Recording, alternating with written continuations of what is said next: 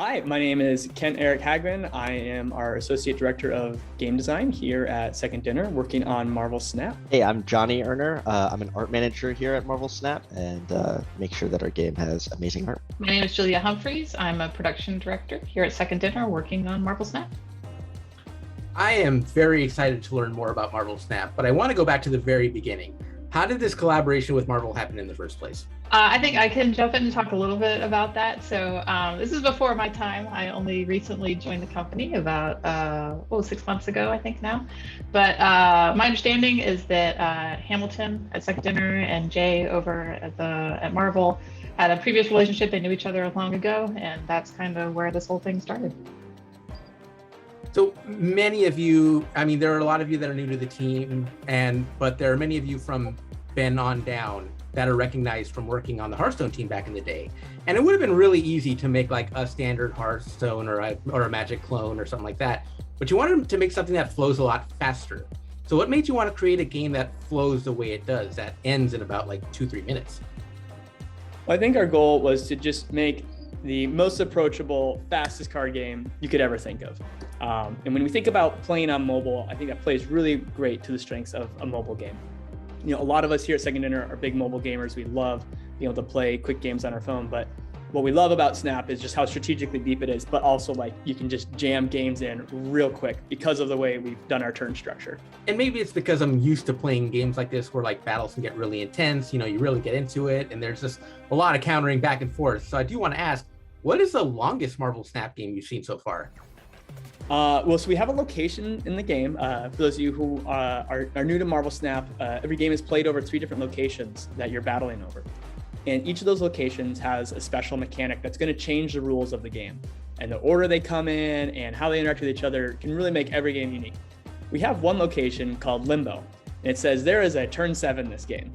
And so those games obviously are going like into overtime, and you're sweating bullets about, wait a minute, okay, I want to play my big 6-drop card on turn 6, but they're going to be able to react to it, and they're also probably going to, or should I hold it for turn 7, right? And so you can have these kind of long drawn out where all your slots are starting to get full because you can only play 4 cards at any given one location. And once you put your 4th card there, it gives a lot of information to your opponent of, oh, they can't go above that power threshold. So if I can go above it, I guarantee win that one, right? And so you can have some really long turns while you're sitting there trying to figure out, okay, if they go there, then I go here. But if they go there, then I go there. But they know that I want to go there, so they're going to go there. So I should go here. And you can have these really crazy plays. I've definitely had a game where I was sitting there looking at turn 6 and I go, wait a minute. I think the right play is to do nothing. Because if they do something, it's going to flip some boards around and then I end up winning. And they're not going to think that I'm going to do nothing, surely. So I'm just going to do nothing. And I did it, and we ended up tying, which was the best outcome I could have hoped for. I was hopelessly behind. So walk me through a typical turn. Like, I'm particularly curious about like this idea that both players take their turn simultaneously. Like, does that mean it's possible to see like what your opponent is about to play and maybe respond in real time? So you're taking your turns simultaneously, but also secretly. So let's say it's turn 3. You'll have 3 energy to spend. You could play a single card that costs 3 energy to one of those 3 locations, or you could play a 2-cost card and a 1-cost card to 2 different locations or the same location. And also the order you play them in can end up becoming a big factor in the way that they resolve. Or you could play 3 1-cost cards on turn 3. While you're figuring out where to do it, your opponent's doing the same thing on their side. And you have no idea what they're doing and they have no idea what you're doing. But that's where the mind games start to step in, is because you're taking those turns at the same time. You have to think about where's my opponent trying to stack their power? What 2 locations are they investing in? Which one are they kind of giving up? And how do I fake my opponent out to think I'm giving this one up, but actually I'm going to snake it from them at the end, right? So you'll be we call it staging your cards in the code, but you stage your cards and then you'll hit end turn. And once your opponent has done the same, or if they've already ended your turn, we'll start flipping cards over. And they'll start executing their effects and the board will start going crazy, and beautiful, crazy VFX will be going off, and you're like, oh my gosh, what just happened? And now it's turn 4. Okay, and now I only have like 30 seconds to figure out what to do for turn 4. The turns go so fast. One of the things I just want to add on to what Katerra was saying, one of the things I really love though is that we even have a location that messes with that. So, we've got the Dark Dimension location where your cards aren't revealed until the very end of the game. So you can be staging them there all the way through the game and they're hidden. They're just flipped over. You just see the card backs. And so you can be, creating the strategy for, like maybe I'm filling the rest of the board with 1-cost cards, which seems really weird. But what my opponent doesn't know is that I have a Khazar that's hidden, in the Dark Dimension. And at the end of the game, he's going to flip over and he's going to buff every other single 1-cost card I have on the board. So I really love that even within like the core rule set of the game, we have interesting locations that can turn that on its head and make it a whole new experience. And cards for that matter too. Like Invisible Woman will do something very similar where she'll hide your cards until the end of the game and then they'll all reveal themselves because she's helping them be invisible. I'm so glad to hear this stuff because that leads me to the next thing I want to ask, which is like, what are some of the wildest interactions you've seen so far? Whether it's like the way cards interact with each other or the way they interact with their locations. Oh, there's so many. I mean, like I just said with Invisible Woman, we can talk there. Like there's cards, I think Brode might have mentioned this as well, but we have a card, Ebony Maw, and he can either he can only be played on turns 1, 2, or 3, and after that you cannot play him. And then also once you play him to a location, you can't play any other cards there. But if you play Invisible Woman on turn 2 and then play Ebony Maw on turn 3, he doesn't reveal until turn, the end of the game. So you can actually still fill up that location with other cards while you have this really powerful 1-cost Ebony Maw that's like, negating all the downsides of that card and setting up your end of game state to be very favorable. But there's tons of stuff. I mean, we have cards that prevent people from destroying cards if that's what they're trying to do. We have stuff that fills up somebody's hand. We have stuff that discards your own hand if you're trying to buff some of your own cards. And people can create very, very wild combos and stuff that, you don't even really think about it until it starts getting into everyone's hands because, we all come with our own ideas of what this game should play like or what I want to play like. And then you start seeing what other people are bringing to the table and you're like, wow, there are a lot of tools in this toolbox to create really amazing decks.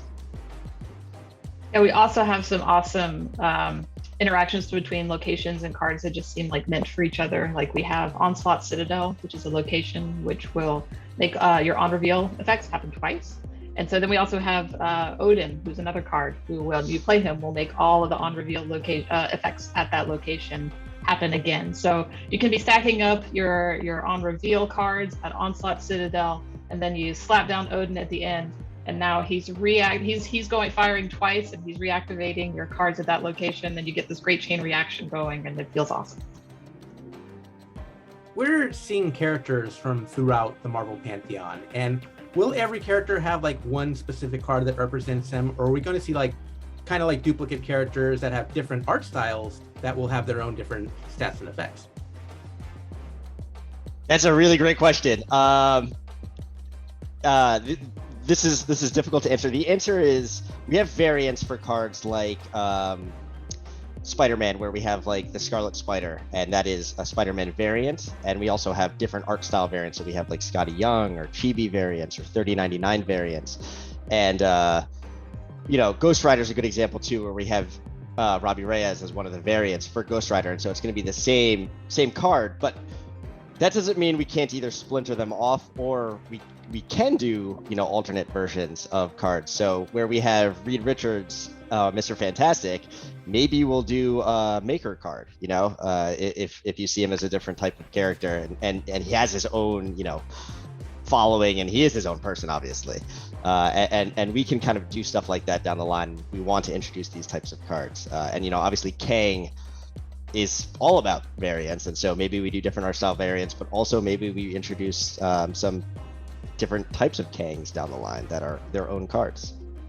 I'd definitely say we have a nice suite of options in front of us, especially as it makes sense per character, whether or not, hey, should we do this as an alternate variant art, or should we do this as a separate standalone card? And I think we're going to be kind of evaluating that case by case basis, but I'm really excited to keep making cards for Marvel Snap. We've got so many cool ideas bouncing around. I can't wait to put them all in for our fans. Yeah. My daughter was asking me some tough questions, Kanteric, about Loki variants in particular. And would Sylvie be a Loki variant? Would she be her own card? But could Sylvie have variants? And so she was asking very difficult questions, and I didn't know how to answer them, so I'm going to send her your way. That's great. Those are great questions. I'm glad you mentioned that, because this is something that I'm very curious about. Is that, you know, the fashionable thing right now with, in particular with the MCU, is we're seeing a lot of multiverse stuff. We're seeing a lot of variants. So are we going to see like heroes and villains from throughout the multiverse over the course of Marvel Snap? I can't imagine a world where we don't. I think is what Johnny was going to say too. Yeah, I think there are so many characters we want to use, and that's actually the biggest problem, is figuring out, you know, when do we want to use them, how do we want to use them, and which ones do we want to use, because we have like the biggest catalog to pull from, and it's all about, you know, what are some characters we want to introduce to fans that they might not know, and then what are some characters that they already know and are, you know, dying to see in the game represented, that we want to put in there so that, you know, they have that excitement, so that the character that speaks to them is in the game.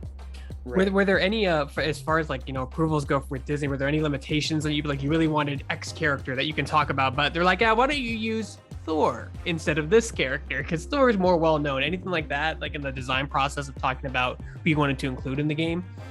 I'd say not really. Marvel's been an incredible partner to work with. They've been super supportive and collaborative with us, and have really helped us identify, you know, hey, we're thinking about doing this or this. Oh, cool. Have you considered these other adjacent characters? And we're like, no, we haven't, but I bet Johnny would love to get some art for that, because I immediately have a design idea for that character. This is awesome. So it's been much more of like a yes and kind of culture, working with them of like, yes, that's cool, and this. And as the, you know, designer, I'm sitting here thinking, this is great. Now I've got even more cards in our backlog just to, you know, keep it going. I'm very curious. Johnny, do you and the other artists make all the card art in-house, or do we see like visuals that are based on classic work from existing comic book artists? Most of the art is actually through, you know, is outsourced. So we work with artists to create our card art, to create our location art, to create our logos, etc. We do have two amazing internal artists that work on stuff, and they're always working on art, but they also help with providing the feedback and providing references and you know, basically pose references, etc. for our artists. But most of it is outsourced, and you know, in terms of, we pull from comic book artists that we already know and are huge fans of. That's something that we love to do. So Ryan Gonzalez, for example, you know, we see her covers and we're like, wow, these are absolutely amazing covers. Let's use them for our game. But also, let's reach out to Ryan and see if he wants to do, you know, original pieces for us, because we love it so much and we want it exclusively for our game, and we think fans are going to love it. And so we do a mix of both. And we also try and find artists that, you know, have never worked on, you know, a Marvel IP before, and we think they're just incredible and they're doing something unique. And then from there, actually, sometimes Marvel will see some of their art and be like, let's have them do actual Marvel comic covers as well. And like, you know, we're spreading the love, and we're cross-pollinating that way, and making sure that the artists are recognized, the art is recognized, and everyone's in love with it ultimately. You know, elaborating that more, Johnny, on your logos specifically, is each card has the, you know, the font of whatever the comic is, Mariner, Wolverine, Spider-Man. They all have different fonts, and you all put those in the game. But when you're working with something like the cell phone, like, there's not a lot of real estate there. Like, what went into that design process of including the logos, maybe removing them? Did you play around with that concept of having them on, taking them off, scaling the size, figuring out what works best? Because it looks great, but it also, when you have a full board, it looks all over the place because there's so many different fonts. Yeah, we have to, there is an element of, we have to embrace that a little bit, and like embrace that these things are, you know, living in this world. But in terms of setting the style and making sure that everything looks clean and looks great, our art director Jamaro, you know, before I came, he fortunately was able to set up all of that stuff. So when I got here, I was able to kind of just plug in and go in terms of getting logos that weren't too spec. But that doesn't mean we didn't run into complications. There's certain characters that just have long names. So Kang the Conqueror, you know, do we want to include the Conqueror subtext underneath? It's going to be very small and it's going to create a lot of space, but like, that's who he is. He's Kang the Conqueror. And so we need to get that in there. And it's about doing the character right, and it's about making sure that the fans are going to really immediately understand who this character is, because that's the thing that's consistent, right? We have different art styles and different variants across all the cards, but the logo is going to be consistent across all of them. And so that logo really needs to be very readable. It needs to be iconic. It needs to be something that is totally unique to that character, so you can see it and you're like, yep, I know exactly who that is, for a fan that, or for a player that doesn't necessarily know who the character is. And then all of those elements, you know, come into play when we're deciding either brand new logos or using the existing logos and kind of tweaking them to make sure that they're really work for our game. I'll also say on the design side of things, it was very important for us to have these logos. You know, very early on, we identified we wanted to do these card art variants because, you know, when you think of Marvel Comics and Marvel game, like there's just so many iconic representations of these characters. It's so hard to choose which one is your favorite, right? And so in order to do that, though, we realized that it would create this design problem where, wait, what card is that? I haven't seen that before. And so the logo is our way to kind of uniform and standardize, hey, all variants of Cyclops will have this Cyclops logo. So it doesn't matter if it's our Pixel Cyclops or a Chibi Cyclops or, you know, what have you, you will at least see the logo, and that part is standard and will make it more immediately identifiable. Oh, that's Cyclops. That's who that is. I don't have to think about, and I don't have to tap on every card to go, oh yeah, that's who that is after I've read its text. We wanted the logos to serve as an iconic way to create that continuity for the gameplay. Elaborating more on that idea, you with the sound effects, we have voice acting in the game too. Are you pulling voice actors from the pantheon of people who have voiced Cyclops or Wolverine and X-Men Evolution or the X-Men animated series or even the Bryan Singer films? I actually don't know that answer. Johnny, do you know? Or Julia? I asked a question nobody knew. I think we have to get Chris in here. Yeah. Yeah. Chris Gravevar's our amazing sound designer, director of audio. I think I'm like stumbling over his exact title. Yes, our amazing director of audio. He just makes all this stuff magically appear in the game. It's that's so how like I feel full featured and incredible, and it's like the music, the sound effects, the voice. You know, it's like Chris is just over there making magic. So shout out to him. Now, you're talking about some of the challenges of making something for a cell phone, and I'm actually wondering, is the reason that the PC version is going to be ready a little bit later is because, you know, you want to primarily make a mobile game first, but there's so much more that you could potentially make with a PC version. I mean, I can imagine like looking at some of the card art and some like the logos and all that stuff, like on an ultra widescreen, setup. Like, is that one of the reasons that you want to see what you can do with the PC version down the road? I think the reason why we're really focusing on mobile first is that Second Dinner really is like a mobile first studio, and we want to make sure that experience is awesome on your phone.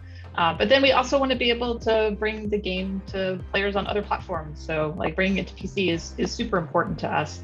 But we're still like the game is just now in closed beta. We're still working on it. We're still adding stuff to the game. We want to make sure that we're getting the game as full featured and awesome on its starting platform, while we're also working to bring it to PC. Now, going back to the art from a visual standpoint, what are some of the favorite things? What are some of your favorite things that you've seen so far? Whether it be a card art, whether it be a logo, whether it be a location, what has been some of the coolest things you've seen from a visual standpoint? Oh man, that's so tough. I also am racking my brain being like, oh man, what have we shown and what have we not shown? And I don't want to spoil stuff. Here, Johnny, I'll answer quick so you can have some time to think about your favorite artist. You know, we get to have this really fun meeting where Johnny shows off all the latest and greatest, newest hot art that's coming in the game. And every time, you know, jaws are on the floor like, did you see that piece? Did you see that piece? It is a very hard question to answer. But I will say, I absolutely love what we've done with how you upgrade the cards and you upgrade their visuals.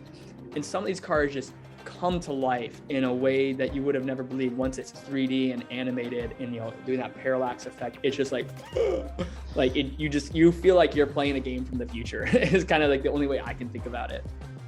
I will go on. So I think the thing that, like, we have a logo for our card Infinite, and for some reason this logo is just absolutely beautiful to me, and it's like we designed it and came up with it, and it's like, wow, you look at that and it's got like a little homage to some Kirby Crackle. It feels very cosmic, it feels very big and powerful, just like the card itself. So I think it works very well.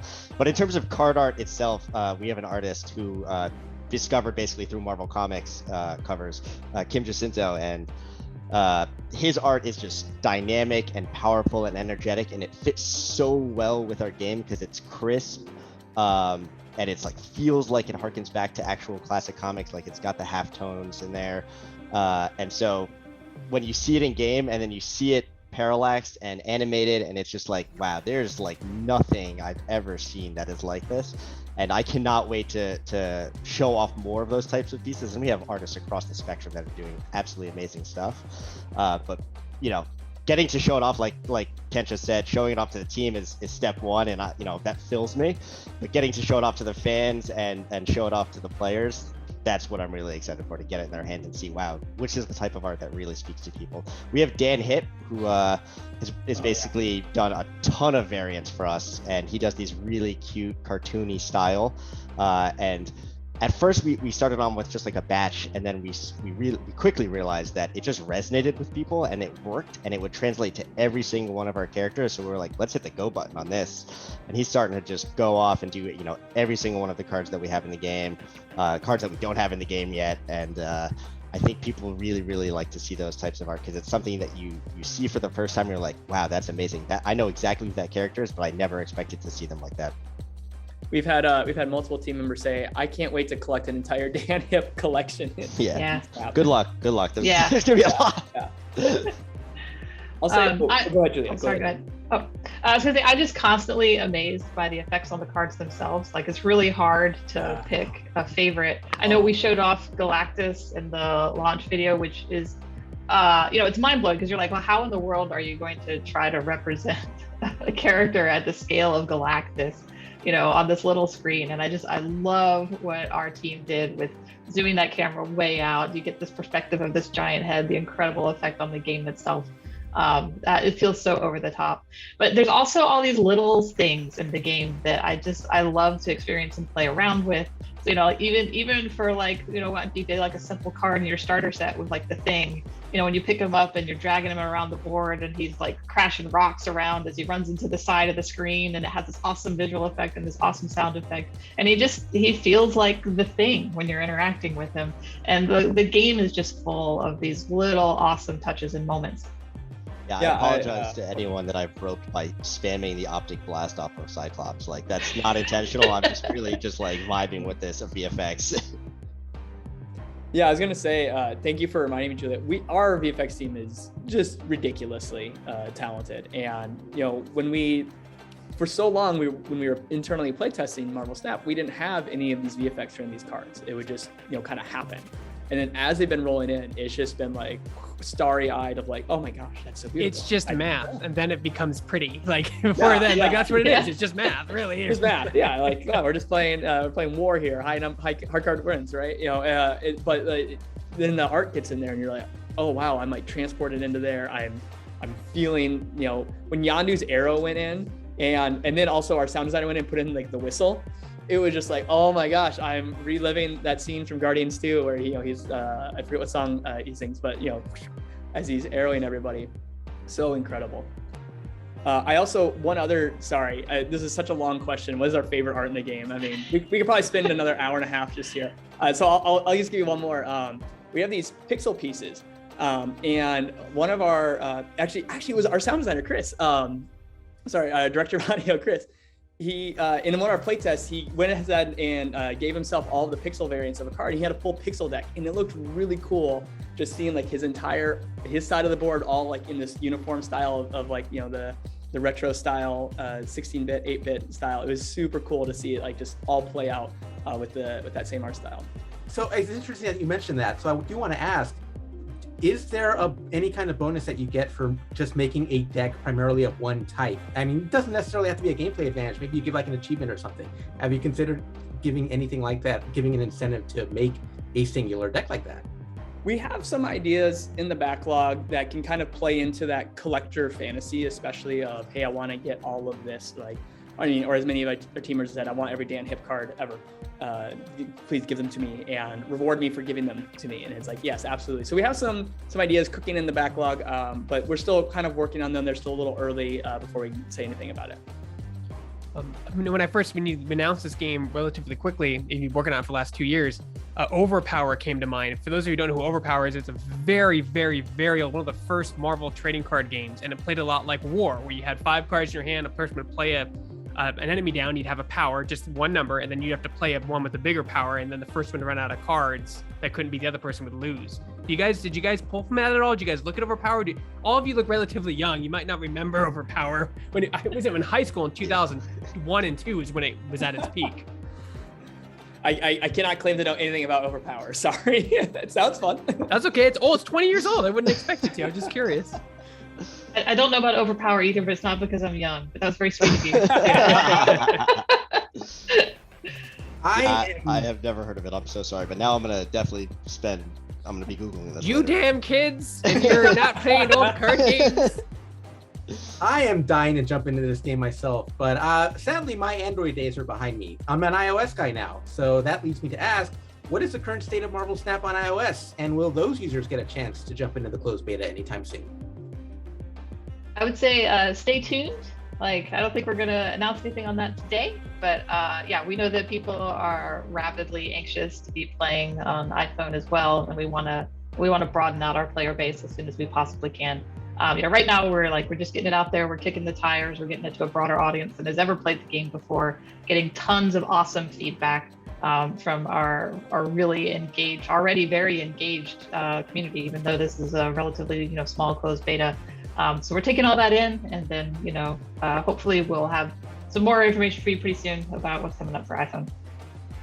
It's so early in this project, but I just want you to go look ahead into the future and imagine working on a future expansion. Would a future expansion or a future special event, would it coincide with events happening in the comics or potential events happening in the TV and movie landscapes? How do you envision post-launch content? Yes. Johnny, you wanna, yes. Yes. We want to do all of those. We definitely understand that the movies are a great entry point for a lot of Marvel fans, and that's their biggest form of exposure to Marvel. And so we want to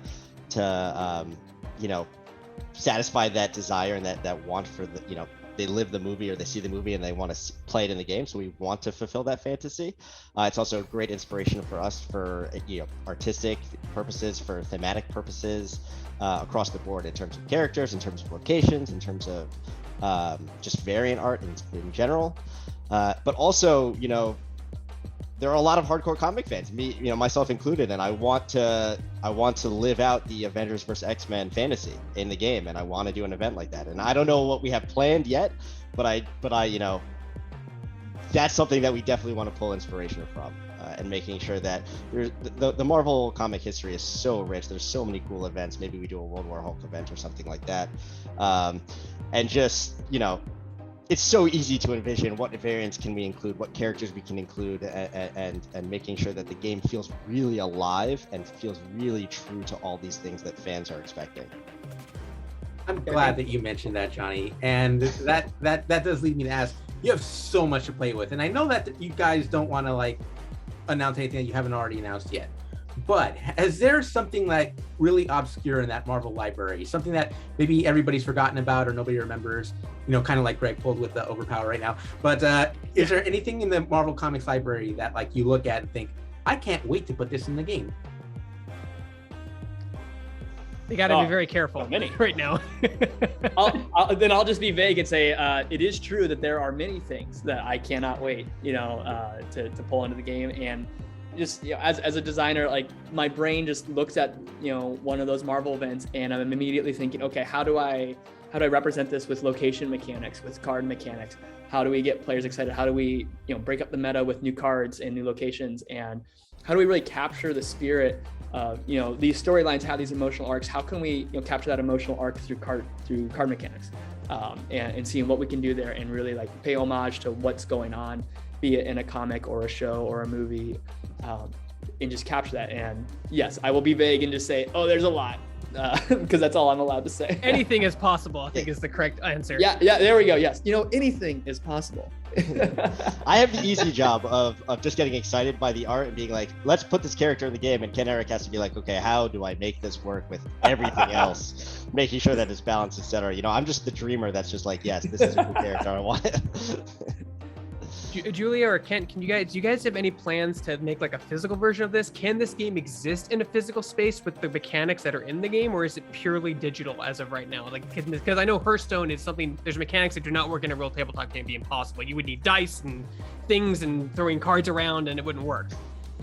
I'll let Kent Eric speak to the more design-centric aspect of that, but it's definitely, I mean, like we've heard the request from folks. I think like this is a complicated area because obviously our partnership with Marvel, informs a lot of, where we can go and what we can do with things.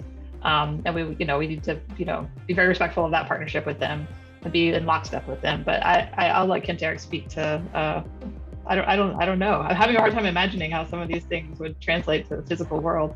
Some of them would be much trickier than others. I think you're just going to destroy the board with Galactus, just like just rip the cards, and that's permadeath. To the side.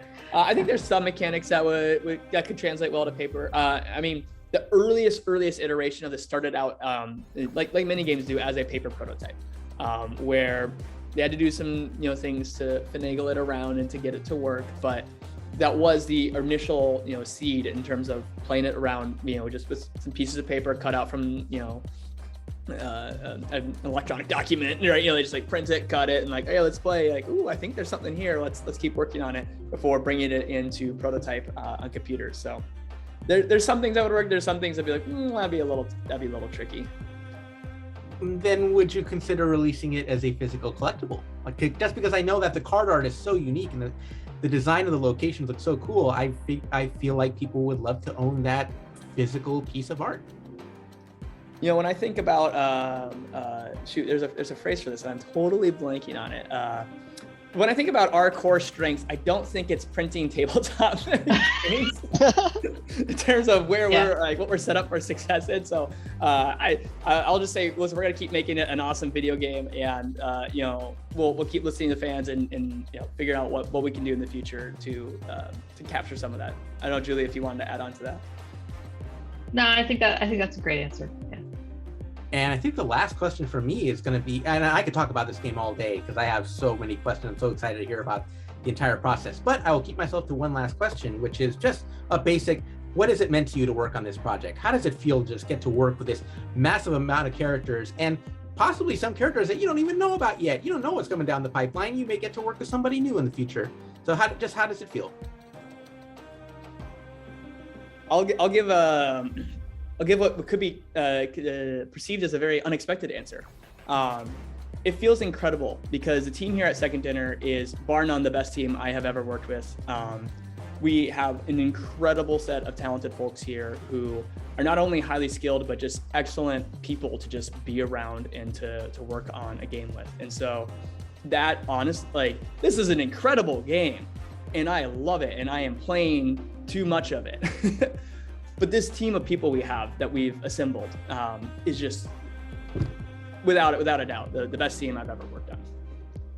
Yeah, I'll totally echo that sentiment. I think the easy answer for me is to say I get to work with amazing artists and look at amazing art as my job. It's like a dream come true. I'm working on a Marvel project, working with Marvel. Like if I told little kid Johnny what I would be doing, they would be blown away. But really the truth is it's that much fun because I get to work with incredible people at Second Dinner. I work with, incredibly closely with our art director, Jamaro Kindred, and every day is like fun. He makes me feel amazing. We work really closely together. We work really well together. And that's one of the reasons why it's so exciting, because we are both so excited about what we do. And then just getting to share that with the rest of the team and working with, Ken Eric and working with design and working with product and just making sure that we're setting up everything for success for our fans is just it's a dream come true. You have to totally echo everything Kent Eric and Johnny say about the team in particular and how awesome it is to work with them. I feel like really privileged to be a part of a project which I feel like is making collectible card games even more approachable to new players, both in terms of the platform that it's going to be on and a lot of the really thoughtful choices that have gone into the design around the game. Just speaking for myself personally as a player, I would get super excited about engaging with the card game but I would find deck building very daunting, you know, when I'm thinking about like having to build multiple decks, you know. And so having a game like Marvel Snap where you know, I have a 12 card deck, you know, this is very easy for me to wrap my head around. I can get in there really quickly. I can try out multiple decks. I can see how they feel when I'm playing them. And I feel like this game is going to bring in more people like myself, who maybe always wanted to come to this space, and it's making it even more approachable and an easier point of entry for them. So I'm super psyched about that. I'll just say one other thing about Marvel, which is meaningful to me, which is, I read I was like super into the X-Men comics in the 90s. Like that was sort of my entry point into Marvel. And then the very, very first video game I ever worked on was actually the Fantastic Four game for the PlayStation 2, like way, way, way back in the day. And so it feels really special in a way to me personally. It feels like I'm like coming home to like where I actually started in the industry, and now I get to work on another Marvel game and bring it out to people, and that feels great. That's all from me. I know I'm a huge Marvel fan. I know Greg's a huge X-Men fan. He's one of the biggest X-Men fans I know. Greg, do you have any other questions you want to add? Justice for my X-Men. I'm just, man, they have been getting the shaft. I'm so happy to see like so many X-Men in your card game, because I don't have a problem with Avengers. I'm just really burnt out on Avengers. I can't tell you what a surprise it was for me to see on the Marvel Snap Twitter account that you guys posted something. One of the locations is going to be the Mojoverse. I'm like, okay, that's really cool. That's a cool pull right there. We have a nice eclectic collection of locations and cards. So, have you gotten to see Magneto yet, Greg? I hope he does justice for you. No, I haven't. But I mean, so far what I've seen from Mr. Sinister, Nightcrawler, and the Cyclops stuff is great. I love seeing that stuff because I feel like it's been so long since I've seen that. You know, the Bryan Singer films are so old now. You know, and the newer ones weren't as good, so like they just kind of fell off. And I'm amazed that we haven't seen the Wrecking Crew. They've done like 10 Avengers films and we haven't seen the Wrecking Crew at all. I'm like, come on, give me those dumbasses. I want to see them. They're great. They're so bad at their job. It's hilarious. I feel like they'll turn up in the Spider-Man movie next. Maybe. They should. Anyway, yeah, no, that was great, guys. Thank you so much. Marvel Snap, the closed beta is underway now on Android. Hopefully we'll see it soon on iOS. And when the game launches, the beta will begin on PC. So I don't know when do you have a target release date for it yet, Kent-Eric, to come out of beta? I'll defer to Julia, who knows this stuff way better than I do. Yeah, I mean, we're working super hard on it. We don't have a date to share with you today, but yeah, we want to get it out there as soon as we possibly can to our players. All right, and we'll just keep an eye on that and stay tuned for more E6. Thank you for watching Shack News, and we'll be back with more.